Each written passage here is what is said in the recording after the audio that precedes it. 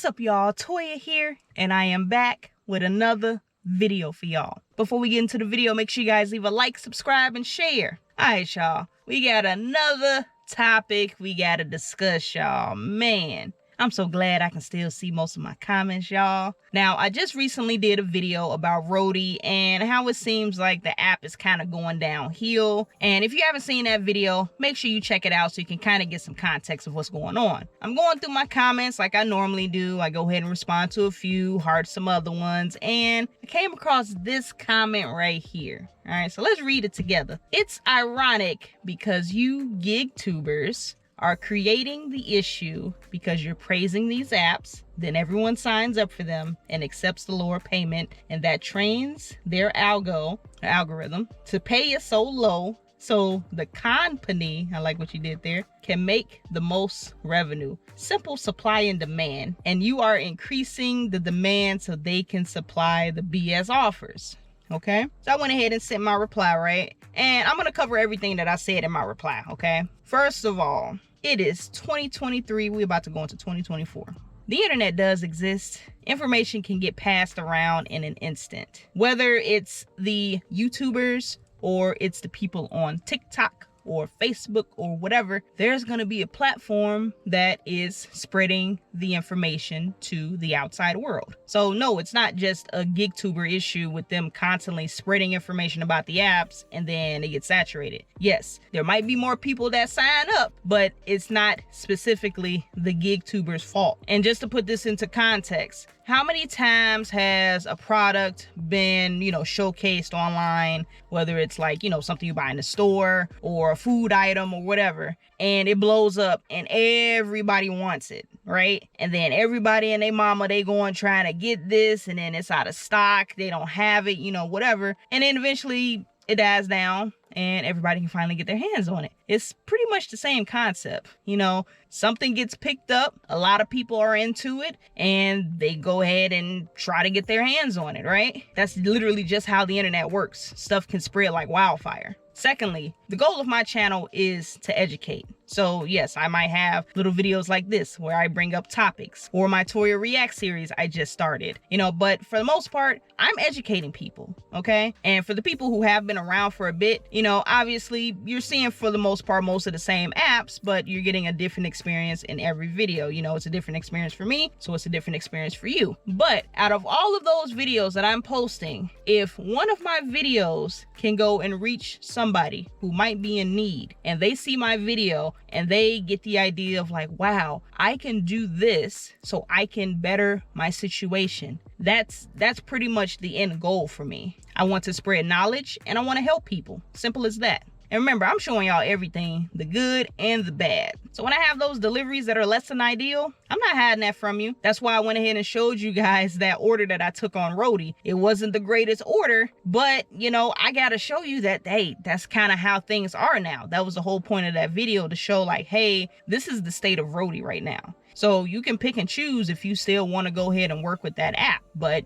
hey, this is how things are right now, okay? As a matter of fact, I learned about Roadie through another YouTuber. Like, I don't understand why people are stuck in this gatekeeping mentality. Like, they find out some information and then they just want to hold on to it forever. Like, no, there's literally enough money out here for everybody, but people want to be greedy and just hog it for themselves. And you literally got people out here that's struggling. They don't know what they're going to eat tonight. Like, I don't understand people's mentalities. Like, everybody in this world will be so much better off if we just shared information. Like, there's a lot of things out there that I didn't learn until I got into my late 20s going into my 30s. And that's unfortunate. It really is unfortunate that I have to go through life not knowing that there's another way. And the only reason I found out there was another way was through the power of the internet. And that's the beauty of the internet. It can be a blessing and it can be a curse. But there is so much information at your fingertips. And like I said, if I can do my part and spread my knowledge that I have learned so somebody else can have an opportunity to better themselves, I'm all for that. Now, you are right about one thing. The company Yes, the company. They are cons. These companies are cons, I swear. Yes, I can agree with you there. They are definitely taking advantage of folks, but it's not on the YouTubers who are spreading the information. That whole thing about supply and demand, that doesn't apply here, okay? That's mainly for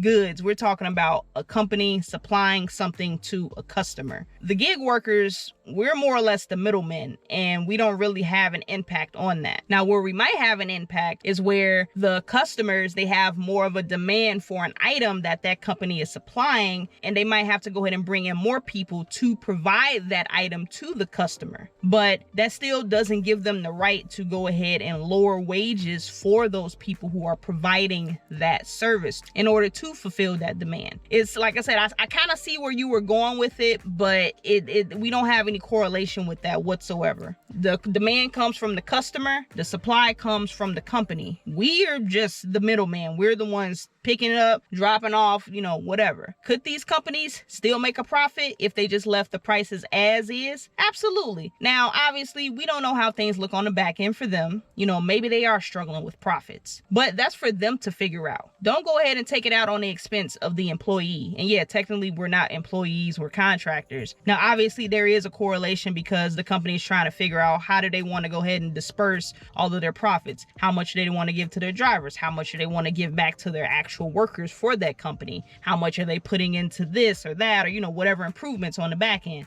Like, yes, there's a lot of stuff that goes on the back end that we don't see. But nobody can come up here and say that a lot of these companies are just simply taking advantage and pocketing a lot of the money that should be going to the drivers, okay? Now, kind of going back to that supply and demand. So let's just say, yeah, we're bringing in a bunch of people to go ahead and handle the demand of this item, right? So these companies, they decide, you know what, we want to go ahead and get a little extra money out of this, so we're going to lower the wages, okay? And yes, there might be those cases where you got new people coming in, not knowing a single thing about gig work, period, and they take any and everything, okay? And that's not a fault to them. You know, they're just trying to do what they think is best, and they may just not know any better. And like I said, it's nothing against them. So yes, the companies, they might see, ooh, you know what? We got some people taking these low wages. Let's lower the wages. And yeah, you're gonna have some folks complaining, well, I used to make this much, I used to make that much, blah, blah, blah, blah. But there will always be new people coming in willing to take those lower payouts. And, you know, it's kind of a never-ending cycle, unfortunately. So yes,